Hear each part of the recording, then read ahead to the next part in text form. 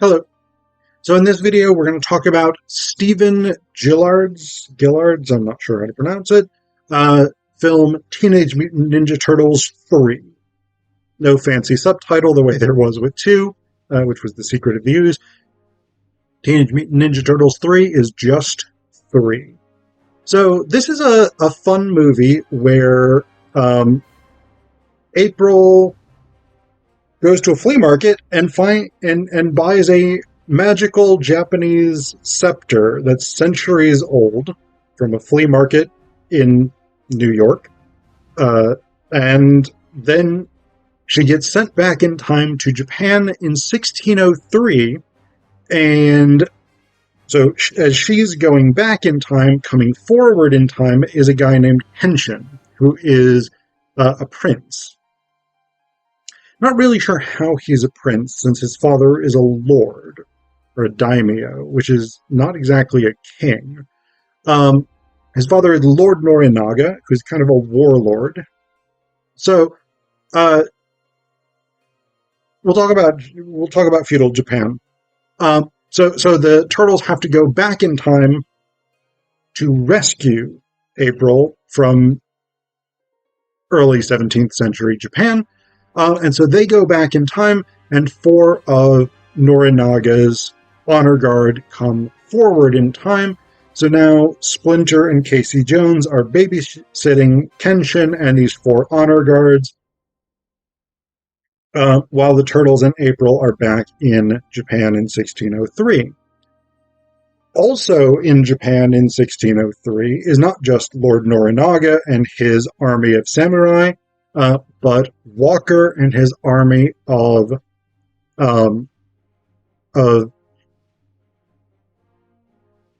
they're supposed to be merchants, they're supposed to be traders, but they kind of come across more like pirates. So Walker has come to Japan to trade with Lord Norinaga, particularly to sell him guns, muskets, and cannon. Norinaga is not initially all that keen on this, because he thinks that the magic scepter, family relic, will ensure his victory. April, while this is going on, has been captured and imprisoned. She's accused of being a witch and spiriting away Kenshin. The Turtles arrive in the midst of a battle with a peasant uprising led by Mitsu, who is Kenshin's girlfriend and also a peasant. Pretty unlikely, but you know what? There we go. It's all's fair in love and war. So the Turtles get separated. Michelangelo ends up sort of off by himself. He gets bashed in the head by Mitsu and then taken into her village. He loses the scepter, and Michelangelo, Donatello, and Raphael go into the castle dressed as the honor guards. They're able to rescue April. They escape along with Mr. Witt, who is, as we come to find out, who's Walker's sort of spy, who intends to infiltrate the peasant uprising on his behalf. Various things happen. The Turtles are reunited. There's some battles. They bond with the villagers. They rescue a kid named Yoshi. Michelangelo rescues a kid named Yoshi from a burning building. Leonardo gives him CPR, and they win the villagers' trust. The Turtles are trying to find the scepter or reconstruct one. They have the village blacksmith make one up. Not clear how that was actually going to work, because presumably there's some sort of mystical connection between the original scepter and the one in the future, and you can't just sort of build something that looks vaguely like it, but that's their plan. April hates that plan, by the way. So they get word that Lord Norinaga, with Walker's guns, is going to sweep down on the village the following morning and wipe out the peasant rebels forever. So the Turtles have to decide, are they going to stay and fight Lord Norinaga, or are they going to go home before the 60-hour cosmic time window closes. They're very nearly at the end of that time period. What they decide to do ultimately is to actually attack Norinaga's castle. And so they are able to get in. They get into the dungeons, actually, and they free a bunch of prisoners. So the prisoners are fighting Norinaga's army from within. The turtles manage to get to the front gate, open the gates, and so the peasant army comes flooding in. So now Norinaga is basically getting his ass kicked. But then Walker and his guys show up with a bunch of guns, and it looks like the tide has been turned. But then, Walker is going to have his crew shoot the turtles. But then Leo manages to bluff to get Walker to shoot him personally. Walker fires a cannon at him, and Leo ducks his head down into his shell, thereby avoiding it. The crew is scared off because they're now convinced that the turtles are demons. And so they flee. Walker's running around. He's trying to escape. He throws the scepter to distract the turtles so they can't chase him. And then Wit, who has betrayed them and turned over Mitsu to Lord Norinaga, fires a random flaming boulder in a catapult that takes out the thing that Walker is sort of holding on to, dangling and trying to climb down the edge of the castle, and Walker falls into the ocean. The turtles then have the scepter. They are about to go home when Michelangelo, Raphael, and to a certain extent Leonardo are like, you know what? Maybe it's kind of cool living in Japan in 1603. Maybe we don't want to go home. At which point April's like, no, shut the fuck up, idiots. We're going home. And Donatello's like, I need microchips, so I'm going home. Mitsu then shows up and she's like, no, you guys can't stay. We need Kenshin back. We need actually no one gives a shit about the honor guards really, but she needs Kenshin back so they can get married and bring peace to this troubled land, etc., etc. So the turtles end up going, but Michelangelo especially is sad because he had a crush on Mitsu, etc., etc. So, the thing that I was really kind of prepared for and looking forward to as I watched this movie again was critiquing the depiction of feudal Japan. So again, this is set in 1603, which, as everyone knows, is an incredibly important historical year. In Japan, this is the year that the Edo period begins. The Edo period was 165-ish years of relative peace, relative stability, relative security for Japan. It was a very stable time comparatively. And one of the key characteristics of the Edo period was that Japan was isolated. All ports were closed to foreigners with the exception of a single Dutch trading outpost in, I want to say Hiroshima. But other than that, Japan was isolated. They didn't even have contact with the Chinese or the Koreans, who were the two sort of nearest non-Japanese powers around them. So the idea that Walker is there is slightly odd, but 1603 is just on the cusp of the Edo period, and there was trading. The Japanese did trade before that.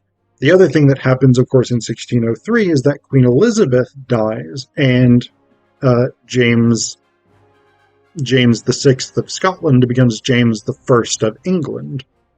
And that's kind of an interesting reference, because at one point, two of the merchants, I'm going to call them merchants, even though, again, I think we're really kind of supposed to read them as pirates, but two of Walker's crew sort of bow and say, greetings on behalf of Her Majesty, which would, of course, be Queen Elizabeth. So presumably, they don't yet know that Elizabeth has died, which is fair because they're on the other side of the world and news travels slowly. But one of the things that I was really thinking was that a lot of this was going to be very, very inaccurate. And I'm sure there are a lot of inaccuracies, but the biggest sort of historical nonsense that I spotted is that pretty much everybody speaks English. And they do try and explain this because Donatello's like,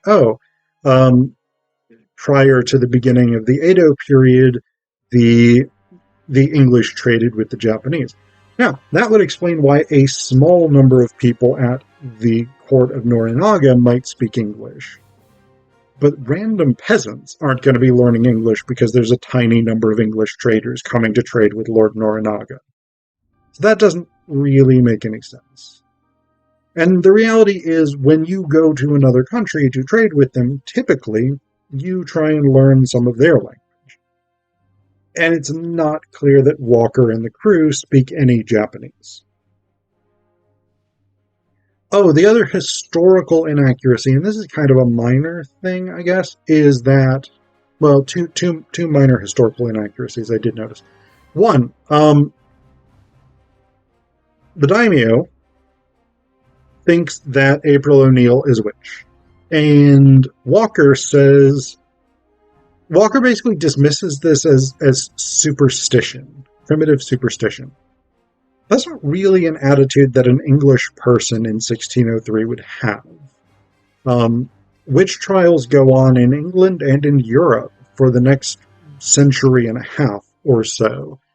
So people believed in witches. They just accepted that witches really existed. Even if you thought a particular person, particular individual was not a witch, generally speaking, nobody would be like, yeah, witches aren't a real thing, which is what Walker seems to imply here. So that's not accurate. The guns were actually the big thing I thought was going to be massively historically inaccurate. I thought people were going to be using flintlocks, which is an older type of musket, but not as early as 1603. For the most part, they actually got this kind of right. When the crew is running around with their muskets, they tend to be matchlocks, which is actually pretty accurate.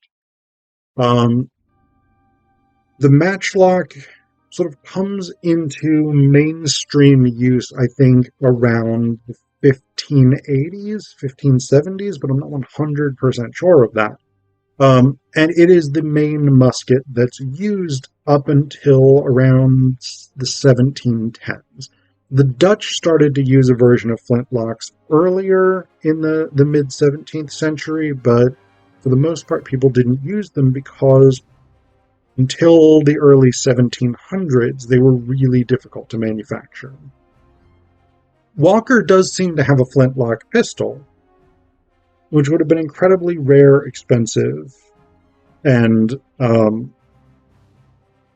unlikely that a ship's captain would have it because of its rarity and the difficulty of making it. It's possible. But yeah, for the most part, I'm actually pleasantly surprised that the muskets themselves were generally pretty historically accurate.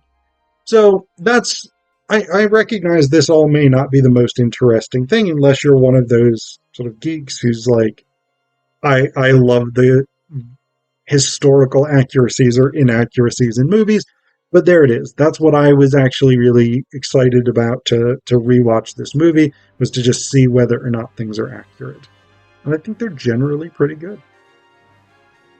Apart from the whole Ninja Turtles have gone back in time issue. Though Norinaga, I will say this, Norinaga has a scroll. And I actually don't know that the Japanese were using scrolls at this time. So that actually may be another historical inaccuracy. They probably used some kind of scrolls, but I know the Chinese at this time were using like wooden slats, and they would sort of write on the slats and then sort of roll them up. But I don't know about. I think there was silk painting was a thing, so that may be it. Anyway, so Norinaga has a scroll depicting an ancient legend in which creatures like the Ninja Turtles defeated his ancestors. And these are kappa, which is actually a type of yokai, a type of Japanese spirit or monster or demon, um, who's part of Japanese folklore. And they do actually look relatively turtle-like. So, yeah, even that, even the idea of Ninja Turtles in ancient Japan, the kappa were a real thing. Well, they were a real mythical thing. Whether or not kappa as such actually exist, it's up to you. Decide for yourself.